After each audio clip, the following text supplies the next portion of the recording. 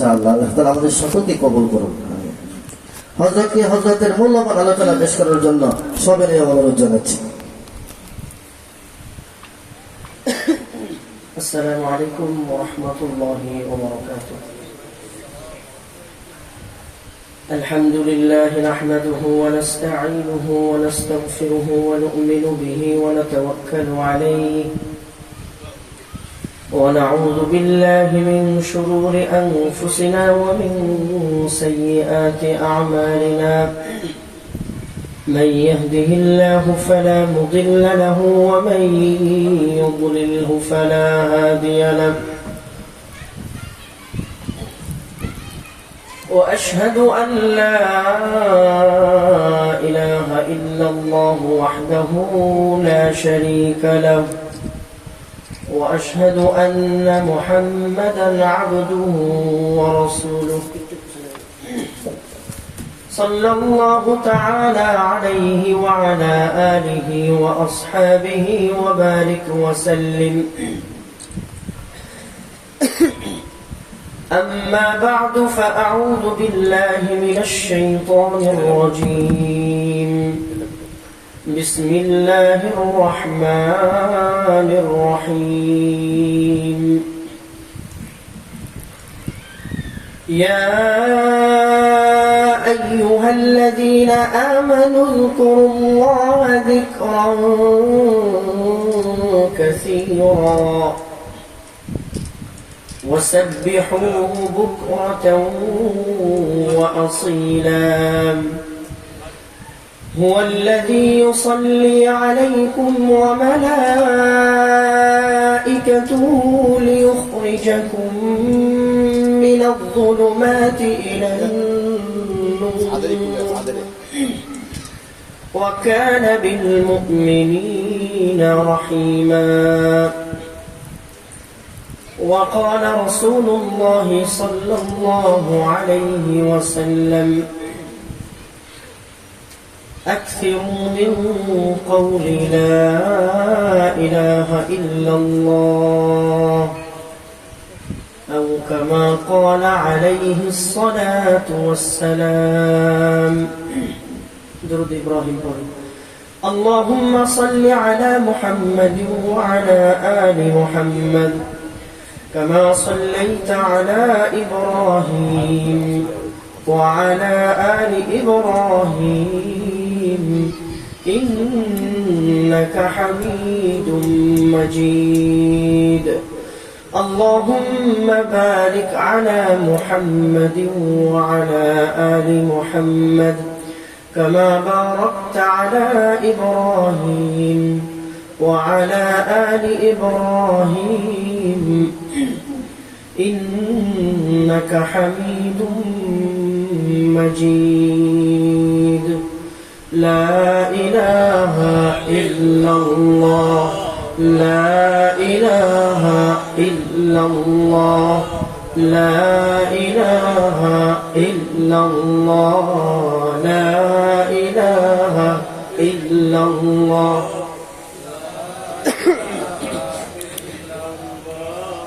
لا إله إلا الله لا إله إلا الله لا إله إلا الله لا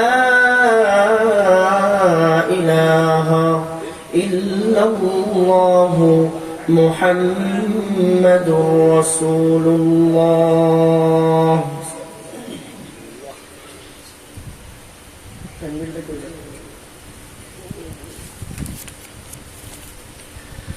কান্দুলিয়া দক্ষিণ পাড়া হিলফুল ফজল যুব সংগঠন ও বাগে জান্নাত কবরস্থানের উদ্যোগে আয়োজিত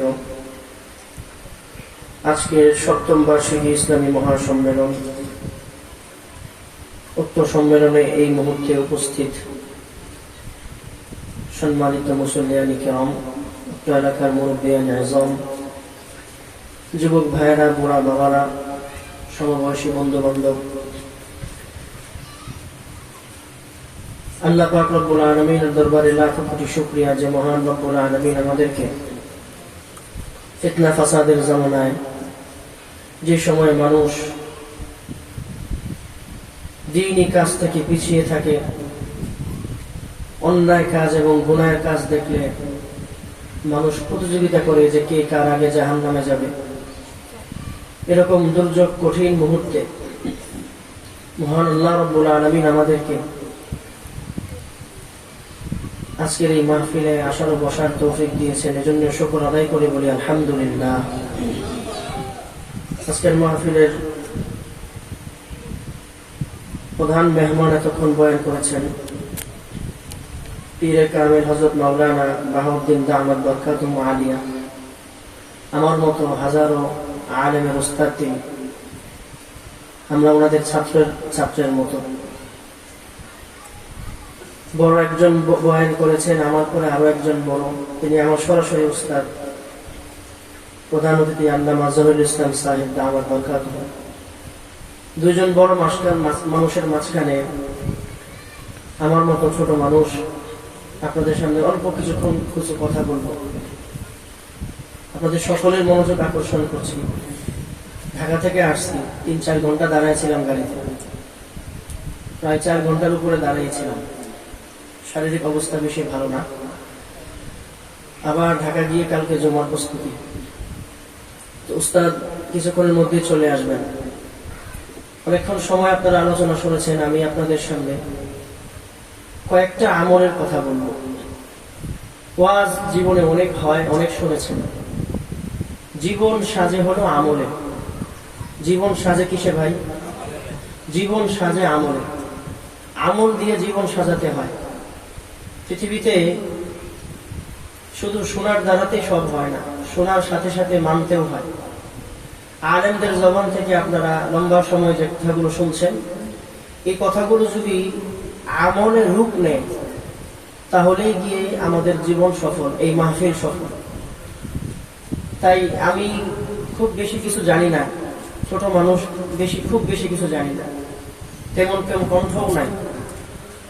আপনারা কণ্ঠের দিকে খেয়াল না করে, চেহারার দিকে খেয়াল না করে, এখন তো মাহফিলগুলো হয়ে গেছে কমার্শিয়ালের মতো, মানুষ আসে বক্তা দেখে দেখে, এজন্য হেদায়েত উঠে যাচ্ছে।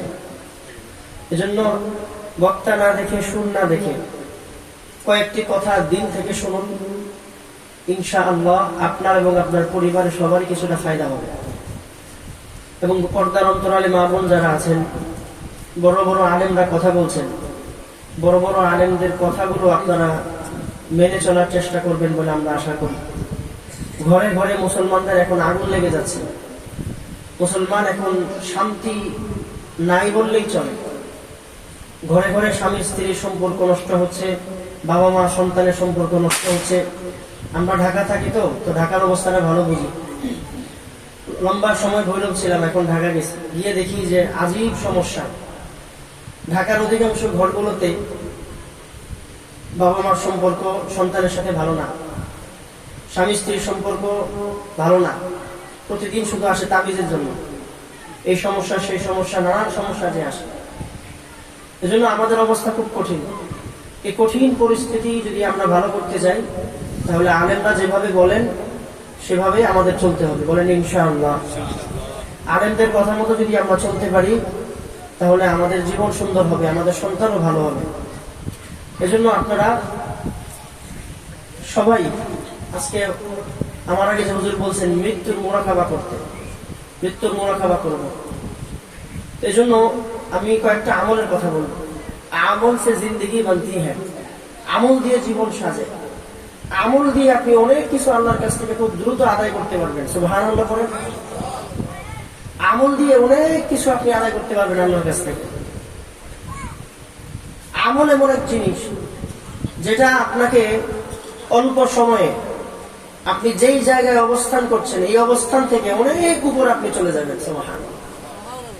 এই যে আপনি বললেন সুবহানাল্লাহ, বলেন সবাই, আরো জোরে পড়ি সুবহানাল্লাহ, আলহামদুলিল্লাহ, আল্লাহু আকবার।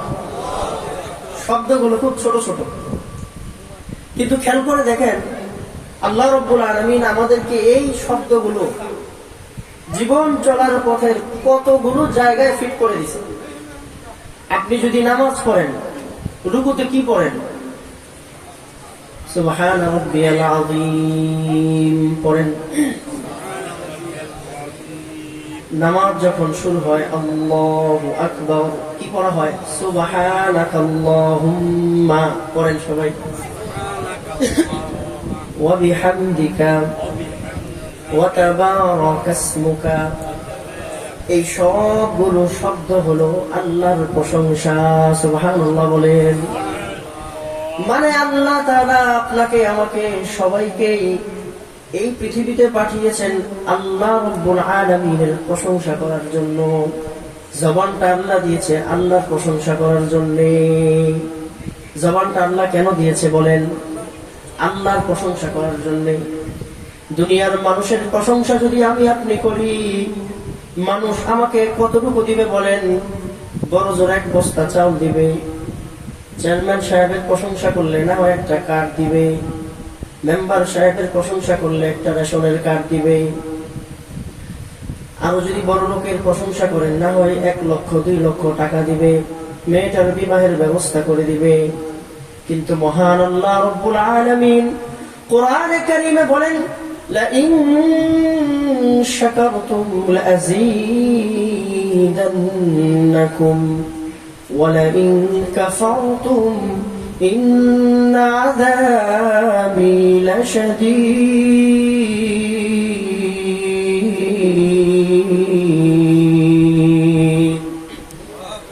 আল্লাহ রাব্বুল আলামিন বলেন, বান্দা যখন আমার প্রশংসা করবে, যেই মুহূর্তে যেই বিষয়টার প্রশংসা করবে, আমি আল্লাহ রাব্বুল আলামিন তার প্রশংসার কারণে যেই নিয়ামতের উপরে ভিত্তি করে সেই প্রশংসা করবে, আমি আল্লাহ রাব্বুল আলামিন সাথে সাথে তার সেই নিয়ামতের বরকত বাড়ায় দিব। বলেন না সুবহানাল্লাহ। আরো জোরে বলেন সুবহানাল্লাহ। বলেন না সুবহানাল্লাহ। দিল থেকে ভালোবেসে আবেগ ভরে, হৃদয়ের গভীর থেকে আল্লাহর দেওয়া শব্দ দিয়ে, আল্লাহর দেওয়া জবান দিয়ে, আল্লাহর দেওয়া জিহ্বা দিয়ে পড়েন সুবহানাল্লাহ। قال رسول الله صلى الله عليه وسلم من قال سبحان الله যে ব্যক্তি একবার বলে সুবহানাল্লাহ, আসমান জমিনের মাঝখানে পুরো জায়গাটা মহান আল্লাহ নেকি দিয়ে ভরে দেন। সুবহানাল্লাহ বলতে বড় সহজ, শুনেছি মাত্র 1 সেকেন্ড লেগেছে, কিন্তু ওই ব্যক্তির সুবহানাল্লাহ আসমান জমিনের মাঝখানে জায়গাটা নেকি দিয়ে ভরে দিবে। সবার জন্য না, যার ঈমান যতটুকু, যার বিশ্বাস যতটুকু, তার বিশ্বাসের উপরে ভিত্তি করে, তার ইয়াকিনের উপরে ভিত্তি করে, তার ঈমানের উপরে ভিত্তি করে তাকে মানদণ্ড দেওয়া হবে। যার ঈমান গভীর, সে যদি বলে সুবহানাল্লাহ, আসমান জমিনের মাঝখানে আল্লাহ নেকি দিয়ে ভরে দিবে। এজন্য সুবহানাল্লাহ তো হলো আল্লাহ পবিত্র। সুবহানাল্লাহ অর্থ কি বলেন? জোরে বলেন অর্থ কি? আল্লাহ পবিত্র। এই একটা শব্দ আল্লাহ কত জায়গা লাগায় দিয়েছেন। রুকুতে পড়ো সুবহান, সিজদায় গিয়ে পড়ো সুবহান, সানার মধ্যে পড়ো সুবহান। আশ্চর্যজনক অবাক করা কোনো কিছু দেখলে পড়ো সুবহানাল্লাহ। করেন না সুবহানাল্লাহ? এখন 2026 সালের এপ্রিল মাসের 2 তারিখ রাত 10:03 বলেন সুবহানাল্লাহ। রাসূল সাল্লাল্লাহু আলাইহি সাল্লাম বলেন, একবার যদি কেউ সুবহানাল্লাহ পড়ে, জান্নাতের মধ্যে ওই ব্যক্তির জন্য একটা গাছ লাগানো হয়। ওই গাছের প্রতিটা পাতায়, প্রতিটা ডালে, প্রতিটা গোড়ায় যেই ব্যক্তি পড়বে, তার নাম সহ, তার বাবার নাম সহ, দুনিয়ার জীবনের তার সময় সহ তার নাম লিখে 2026 সালের 2 তারিখ এপ্রিল মাসের বৃহস্পতিবার রাত 10:03 একবার বলেছিল সুবহানাল্লাহ, আব্দুল্লাহর বেটা মুহাম্মাদের এই একটা জান্নাতে গাছ। আর জোরে বলেন না সুবহানাল্লাহ। তাহলে এই একটা গাছ সুবহানাল্লাহ 500 বছর ঘোড়া দিয়ে দৌড়ালেও এই জান্নাতের গাছের ছায়া পার হওয়া যাবে না। তাহলে এতগুলা জান্নাতের গাছের মালিক এখন আমরা সবাই হয়ে গেলাম। সুবহানাল্লাহ বলেন। আরো জোরে বলেন সুবহানাল্লাহ। জান্নাতে আরেকটা গাছ লাগছে, আরেকটা লেগে গেছে, আরো একটা লেগে গেছে। চিন্তা করে দেখুন, প্রতিদিন আমরা জান্নাতে কতগুলো গাছ লাগাইতে পারি। আপনার পাশে একজন বসে বসে টাকা গুনবে, 1 2 3 4 5 6 500 10 টাকা গুনবে, আর আপনি বলবেন সুবহানাল্লাহ সুবহানাল্লাহ সুবহানাল্লাহ সুবহানাল্লাহ। দুনিয়াতে সে না হয় 1 কোটি টাকার মালিক হবে, জান্নাতে কোটি কোটি কোটি কোটি কোটি টাকার সম্পদের মালিক আল্লাহ আপনাকে বানিয়ে দিবে। আমাদের এক উস্তাদ আছে, বলতেছেন আমি বিমানের মধ্যে আছি, বিমানে আমার পাশে একজন বলতেছে দুনিয়ার মধ্যে সবচেয়ে বড় বিল্ডিং কোনটা তুমি জানো? বলে না জানি না। বলে দুবাইয়ের বুর্জ খলিফা। বলতেছে কত বড়? 200 তলা বিল্ডিং। কথার কথা। আর আমার উস্তাদ বলে, সে যখন আমারে বলল দুনিয়ার সবচেয়ে বড় বিল্ডিং হলো 200 তলা, আর উনি বলে জানো জান্নাতের 1 তালা আসমান জমিন বরাবর। সুবহানাল্লাহ। وسارعوا إلى مغفرة من ربكم وجنة عرضها السماوات والأرض। আল্লাহ বলে দৌড়াও সেই জান্নাতের দিকে, দৌড়াও তোমার রবের ক্ষমার দিকে, দৌড়াও সেই জান্নাতের দিকে যেই জান্নাতের প্রস্থ হলো আসমান জমিন বরাবর। সুবহানাল্লাহ। তো এটা হলো একজন মানুষের সুবহানাল্লাহ। তাহলে চিন্তা করে দেখুন, জিহ্বা যদি নড়ে জমিনে, গাছ লাগবে জান্নাতে। সুবহানাল্লাহ বলেন। এই দুনিয়াতে যতক্ষণ আমার আপনার শ্বাস আসে, জিহ্বা চলবে। আমি যদি সবসময় জিকিরের মধ্যে থাকি, তাহলে আমি একজন ফেরেশতাকে জান্নাতে সবসময় খাটাইতে থাকবো। সুবহানাল্লাহ। মিরাজের রাতে রাসূল সাল্লাল্লাহু আলাইহি ওয়াসাল্লাম যখন গেছে, আব্বাজান ইব্রাহিম বলছে দুনিয়াতে গিয়ে বলো তোমার সন্তানদেরকে জান্নাতের মাটি বড় উর্বর, তারা যেন এখানে বাড়ি করে, এখানে যেন গাছ লাগায়। তখন আল্লাহ রাসূল ইব্রাহিম আলাইহিস সালাম জিজ্ঞেস করছে জান্নাতে গাছ লাগাবে কিভাবে? তো বলবে সুবহানাল্লাহ, আলহামদুলিল্লাহ, লা ইলাহা ইল্লাল্লাহ, আল্লাহু আকবার। এক একটা তাসবিহ জান্নাতে এক একটা গাছ। সুবহানাল্লাহ বলেন।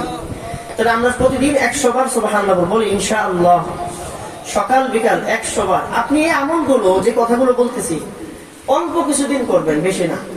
2-3 মাস করার পরে দেখবেন আপনার জীবনে অভূতপূর্ব বরকত চলে আসবে। সুবহানাল্লাহ। আল্লাহ রাব্বুল আলামিন পবিত্র কোরআনুল কারীমে কোন আমল বেশি করতে বলে নাই, শুধু জিকির বেশি করতে বলেছে। আল্লাহ বলেন ইয়া আইয়ুহাল্লাযীনা আমানু যিকুরুল্লাহ যিকরান কাসীরা ওয়াসাব্বিহুহু বুকরাতাও ওয়া আসীলা। আল্লাহ জিকির বেশি করতে বলেছেন, এজন্য সুবহানাল্লাহর একটা কথা বললাম। এরপরে আলহামদুলিল্লাহ পড়েন সবাই। আলহামদুলিল্লাহ আলহামদুলিল্লাহ সুবহানাল্লাহি ওয়ালহামদুলিল্লাহি তামলাউল মিজান। কেউ যদি 100 বার সুবহানাল্লাহি ওয়ালহামদুলিল্লাহ পড়ে, হাসরের মাঠ যেদিন কায়েম হবে, কিয়ামতের কঠিন মুসিবতে মহান আল্লাহ রাব্বুল আলামিন ওই যাকিরিন জিকিরকারী বান্দার ডান হাতে আমলনামা দিয়ে মিজানের পাল্লাটা ভারী করে দিবে। এত আস্তে সুবহানাল্লাহ বললেন? মিজানের পাল্লা নেক আমল দিয়ে আল্লাহ ভারী করায় দিবেন। বলেন না আলহামদুলিল্লাহ, বলেন আলহামদুলিল্লাহ। এই অর্থ হলো সমস্ত প্রশংসা আল্লাহর জন্যে। সমস্ত প্রশংসা কার জন্যে? আরো জোরে বলেন কার জন্যে? আল্লাহর প্রশংসা আপনি কেন করবেন?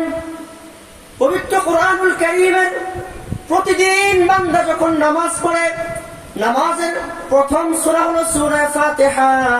এই ফাতিহার প্রথম শব্দটা কি? জোরে বলেন নাকি? আলহামদুলিল্লাহি রাব্বিল আলামিন। সমস্ত প্রশংসা কার জন্যে? সমস্ত প্রশংসা কার জন্যে? কেন রব আমাদেরকে প্রশংসা শিখাইলেন? আল্লাহ জানে আমার গোলাম দুনিয়াতে গিয়ে আমাকে ভুলে যাবে, নেতার প্রশংসা করবে, খেতার প্রশংসা করবে, যে একটু কিছু দিবে তার প্রশংসা করবে। 10 টাকা খাওয়াইলে এখন প্রশংসা পাওয়া যায়, 1 কাপ চা খাওয়াইলে প্রশংসা পাওয়া যায় কিনা বলেন? জোরে বলেন। এগুলো বললে অনেকে কষ্ট পাবে। আর 50 টাকা দিলেও মানুষ প্রশংসা করে। কিন্তু আল্লাহ রাব্বুল আলামিন বলেন, শোনো বান্দা, মানুষ যদি মানুষের প্রশংসা করে, মানুষ তোমাকে কি দিবে? তুমি যদি আমার প্রশংসা করো, লাযীদান্নাকুম, তুমি যেই নিয়ামতের ক্ষেত্রে প্রশংসা করবা আমি তোমার সেই নিয়ামতকে সাথে সাথে বাড়ায় দিব। এবার একসাথে সবাই চোখের নিয়ামতে বলেন আলহামদুলিল্লাহ, কানের নিয়ামত, জবানের নিয়ামত, জিহ্বার নিয়ামত। অনেকের কিডনি আছে আমার কিন্তু অসুস্থ, আমার কিডনি আছে সুস্থ, কি করব?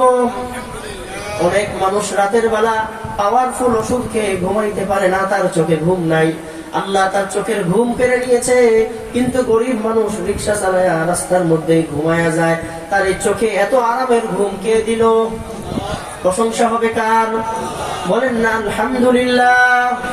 অনেক মানুষের সন্তান নাই, আল্লাহ তাদেরকে বন্ধা বানায় রাখছে। আল্লাহ আমাকে সন্তান দিয়েছে, কি করব? অনেকের চোখ আছে পাওয়ার কম, আমার চোখের জ্যোতি ঠিক আছে, আলহামদুলিল্লাহ। করেন না আলহামদুলিল্লাহ। এক একটা নিয়ামতকে স্মরণ করে করে আপনি প্রশংসা করেন, প্রতিদিন 100 বার পড়েন আলহামদুলিল্লাহ, আলহামদুলিল্লাহ, আলহামদুলিল্লাহ, আলহামদুলিল্লাহ।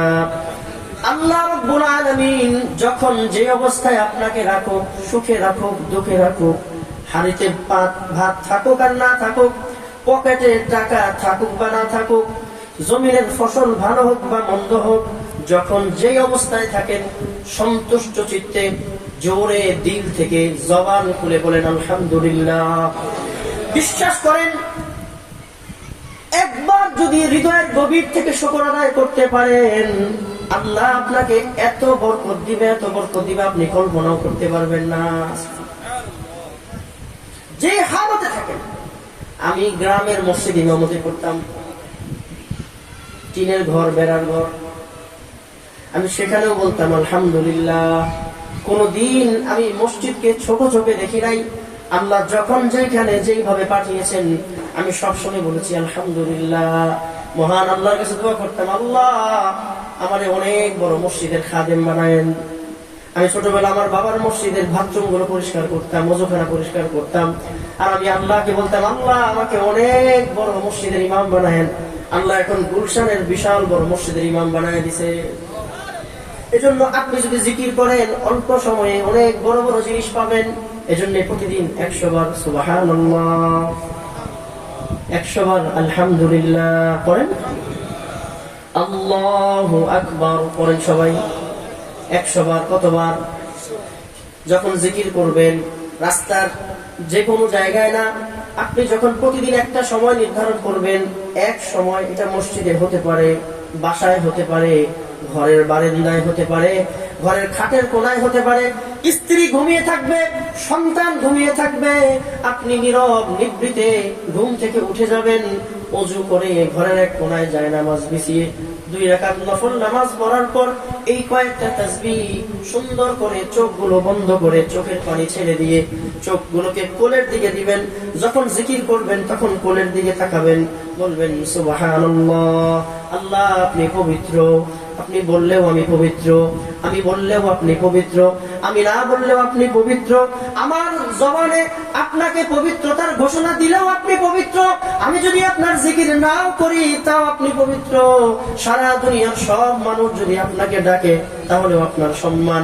সারা দুনিয়ার সব মানুষ যদি আপনাকে না ডাকে তারপরেও আপনার সম্মান। আমি বললেও আপনার সম্মান বাড়বে না, আমি না বললেও আপনার সম্মান কমবে না। কমবে কিনা জোরে বলেন। আমি যদি 100 বার রবের প্রশংসা করি, রবের সম্মান বাড়বে না। রবের জায়গায় সীমাহীন সম্মানের অধিকারী, ঠিক কিনা জোরে বলেন। পৃথিবীর সব মানুষ যদি আল্লাহকে গালি দেয়, পৃথিবীর সকল নাস্তিক মুরতাদ গুলো যদি আল্লাহকে গালি দেয়, আল্লাহর সম্মান কমবে? যদি সারা দুনিয়ার সব নাস্তিক যদি রবের নাম নিয়ে গালি দেয়, আমার রব কলুষিত হবে না, আমার রবের দাম কমবে না, বরং যে আমার আল্লাহকে গালি দিবে তার কুত্তার মতো মরণ হবে, ঠিক কিনা জোরে বলেন। যে আমার রবকে গালি দিবে, আমার রাসূলকে গালি দিবে, পৃথিবীর একটা নাস্তিকেরও যারা আমার রবকে গালি দিয়েছে, যারা রাসূলকে গালি দিয়েছে, তাদের মৃত্যুগুলো ভালো হয় নাই, ঠিক কিনা জোরে বলেন। তাদের মৃত্যুগুলো ভালো হয় নাই। কেউ হয়তোবা কুকুরের কামড় খেয়ে মারা গেছে, কেউ হয়তোবা বাঘের কামড় খেয়ে মারা গেছে, কেউ হয়তোবা বাথরুমের মধ্যে পড়ে পায়খানা খাইতে খাইতে মরছে। সুবহানাল্লাহ বলেন। এজন্য সুবহানাল্লাহ করেন না, সুবহানাল্লাহ, আলহামদুলিল্লাহ। সমস্ত প্রশংসা আল্লাহ আপনার জন্য। মাথা থেকে নিয়ে পা পর্যন্ত প্রত্যেকটা অঙ্গ আপনার দেওয়া। আজ আমার চেহারা এত সুন্দর, তাই মানুষ সম্মান করে। প্রশংসা আল্লাহ আপনার, আলহামদুলিল্লাহ। অনেকের হাত আছে কিন্তু ধরতে পারে না, আমি আমার হাত দিয়ে ধরতে পারি। অনেকের পা আছে চলতে পারে না, আমি চলতে পারি। অনেকের জবান আছে বলতে পারে না, আল্লাহ আমাকে বলার তৌফিক দিয়েছেন। অনেকের কিডনি আছে অসুস্থ, আমারটা সুস্থ। অনেকের কলিজা আছে কিন্তু পচে যাচ্ছে, আল্লাহ আমারটা ঠিক রেখেছেন। অনেকের দাঁত আছে কিন্তু ভেঙে যাচ্ছে, অনেকের দাঁত গুলো পড়ে যাচ্ছে, আমার আল্লাহ আমার দাঁত গুলো এখনো সুন্দর রেখেছেন। এক একটা নিয়ামতকে মনে করে করে পড়বো আলহামদুলিল্লাহ। বলেন না সবাই? যদি এইভাবে চলতে পারে তাহলে ইনশাআল্লাহ 40 দিন, 1 মাস, 2 মাস, 3 মাস, 4 মাস, 5 মাস, 6 মাস, ইনশাআল্লাহ 6 মাসের মধ্যে আপনার জীবনে অভূতপূর্ব বরকত আপনি দেখতে পারবেন। আপনি অল্প সময়ে ধনী হবেন ইনশাআল্লাহ। আপনার সন্তান যদি খারাপ থাকে, ওই সন্তান যেটা খারাপ ওর জন্য আপনি বেশি বেশি দোয়া করেন আর বেশি বেশি জিকির করেন। ইনশাআল্লাহ আপনার জিকিরের কারণে অচিরেই আপনার সন্তানটা ভদ্র হয়ে যাবে। আপনার স্ত্রী যদি নোংরা হয়, অসভ্য হয়, ব্যাপারদাশীল হয়, স্বামী অবাধ্য হয়, কথা না মানে, তাহলে ওই স্ত্রীর জন্য আপনি নিয়মিত প্রতিদিন ইস্তেগফার করেন, জিকির আজকার করেন। ইনশাআল্লাহ আপনার স্ত্রী আপনার জিকিরের বরকতে সুস্থ হয়ে যাবে। বলেন না ইনশাআল্লাহ? এবার যে বললাম সুবহানাল্লাহ, আলহামদুলিল্লাহ, আল্লাহু আকবার, এই 3 তাসবিহ প্রতিদিন 5 ওয়াক্ত নামাজের পরে 33 বার করে। কতবার করে? ফাতেমাতুজ জোহরা কে? ফাতেমা কে? রাসূল সাল্লাল্লাহু আলাইহি ওয়াসাল্লাম। সবাই শুধু বলে ফাতেমা রাদিয়াল্লাহু তাআলা আনহা, আল্লাহর রাসূলের মেয়ে, শুধু সবাই এতটুকুই বলে। কিন্তু চিন্তা করে দেখেন, ফাতেমাতুজ জোহরা রাদিয়াল্লাহু আনহার মতো এমন নারী পৃথিবীতে আর দ্বিতীয় কেউ নাই। সুবহানাল্লাহ বলেন। আমাদের বাংলাদেশে একজন নেত্রী ছিলেন যার বাপ ছিল প্রধানমন্ত্রী, আশা করি বুঝতে পারছেন। সাবেক মন্ত্রীর বাপ মরহুম শেখ মুজিবুর রহমান।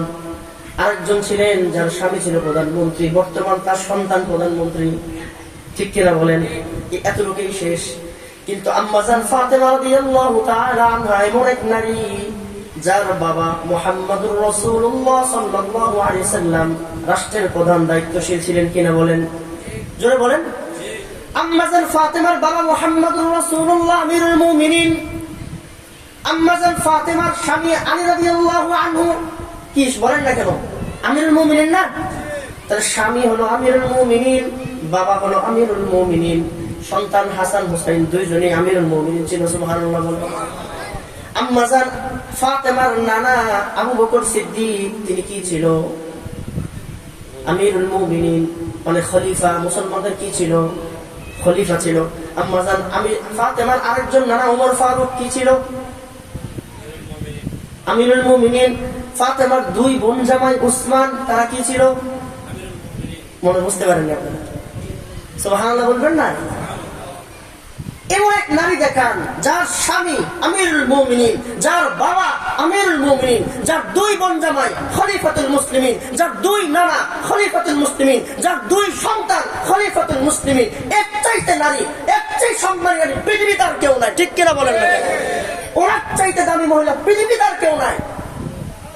আজ দুঃখ ভরাক্রান্ত হৃদয়ে বলতে হয়, আমরা আমাদের এই মেয়ে, এই মহিলা, এই মাকে আমরা আমাদের আদর্শ বানাইতে পারলাম না।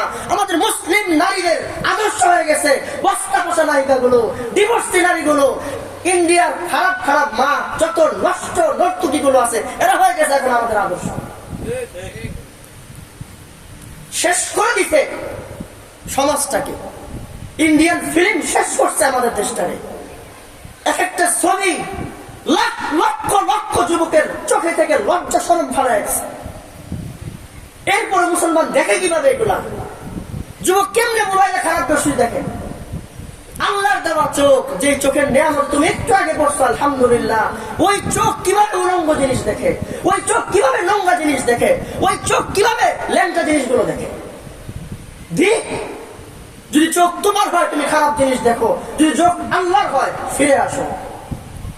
আল্লাহ আমাদের সবাইকেই আল্লাহর দেওয়া চোখ হেফাজত করার তৌফিক দান করেন। বলে না, নোংরামিতে সারা দেশ ভরে যাচ্ছে।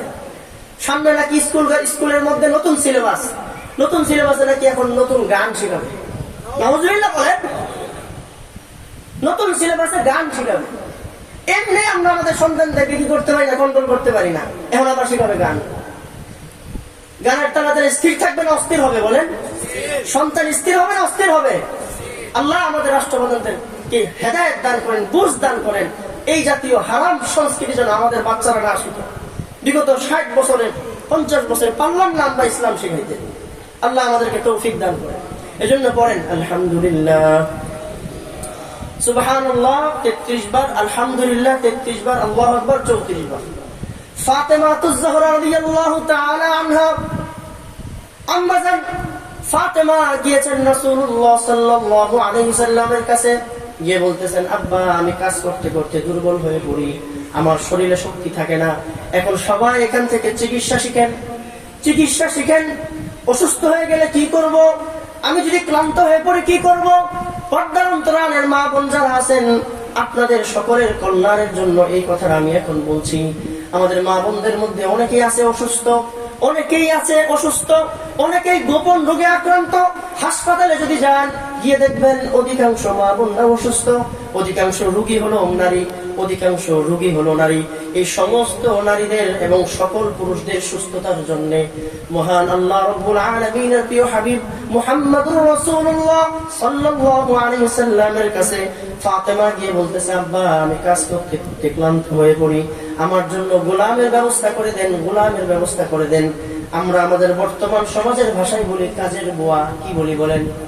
কাজের বুয়া বলি। সেই কাজের বুয়ার জন্য গিয়েছিল।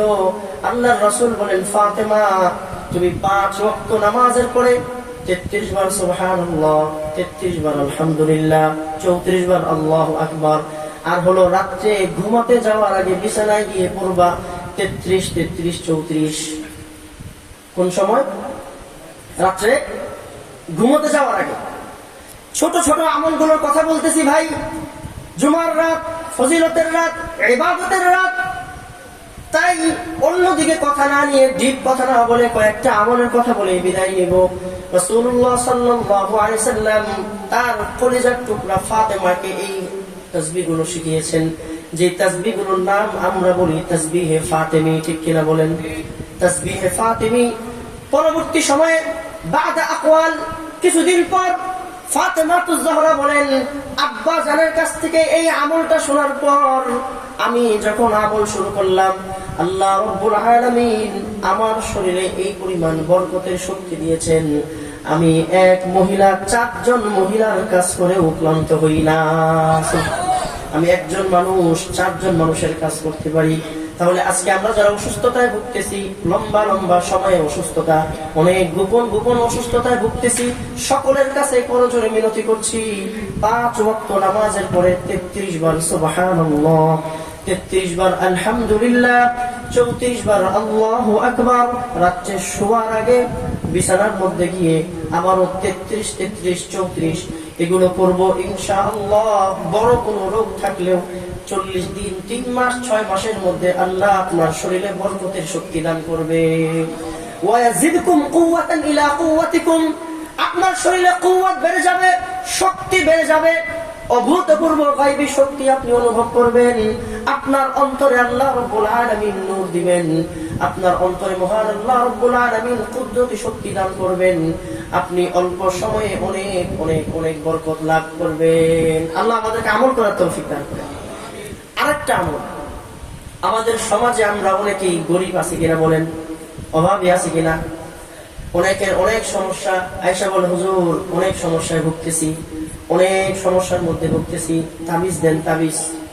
এক তাবিজের কারণে মসজিদে আসরের পরে বসে থাকতে পারি না, সিরিয়ালে শুধু লম্বা রোগী, তাবিজ দেন তাবিজ। রাসূলুল্লাহ সাল্লাল্লাহু আলাইহি ওয়াসাল্লামের কাছে কেউ তাবিজের জন্য গেলে নবীজি তাবিজ পড়ায়া দিতেন, লিখে দিতেন না, নবীজি আমল শিখিয়ে দিতেন। এক সাহাবী আসছে, এসে বলতেছে, ইয়া রাসূলুল্লাহ ইন্নী ফাকির, আমি দরিদ্র, আমি অভাবী। আমরা কারা অভাবী না? কার অভাব নাই? হাত তুলে দেখি, সবার অভাব আছে কিনা?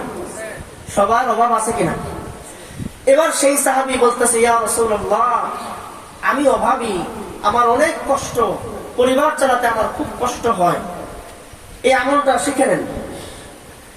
আমার পরিবার চালাইতে আমার খুব কষ্ট হয়, আমি নিজে এই তাসবির অভূতপূর্ব বরকত পাইছি। এজন্য আমি সব জায়গায় বলি কথাটা। রাসূলুল্লাহ সাল্লাল্লাহু আলাইহি ওয়াসাল্লাম ওই সাহাবী যখন বলল আমি দরিদ্র, আমি গরীব, ইয়া রাসূলুল্লাহ আমার সংসার চালাতে বড় কষ্ট হয়, আমি এখন কি করতে পারি? রাসূল সাল্লাল্লাহু আলাইহি ওয়াসাল্লাম ওই সাহাবীকে বললেন, প্রথমেই তুমি 5 ওয়াক্ত নামাজ সঠিকভাবে আদায় করবে। কয় ওয়াক্ত নামাজ? সবাই বলেন। ফজরের নামাজ কারা কারা পড়ি? আল্লাহ আমাদের সবাইকে ফজর পড়ার তৌফিক দান করুন। যার ফজর থাকবে তার সব থাকবে। 5 ওয়াক্ত নামাজ তুমি সঠিকভাবে আদায় করবা, আর হালাল রিজিক হিসাবে যে কোনো একটা কাজ তুমি করবা, আর এই কাজের ফাঁকে ফাঁকে তুমি একটা তাসবিহ বেশি বেশি পড়বা। সেই তাসবিহটা হলো সুবহানাল্লাহি ওয়া বিহামদিহি। পড়েন সবাই, সুবহানাল্লাহি ওয়া বিহামদিহি পড়েন। এই এতটুকুই সুবহানাল্লাহি ওয়া বিহামদিহি, এই এতটুকু মনে থাকবে তো, এর বেশিও না। সুবহানাল্লাহি ওয়া বিহামদিহি।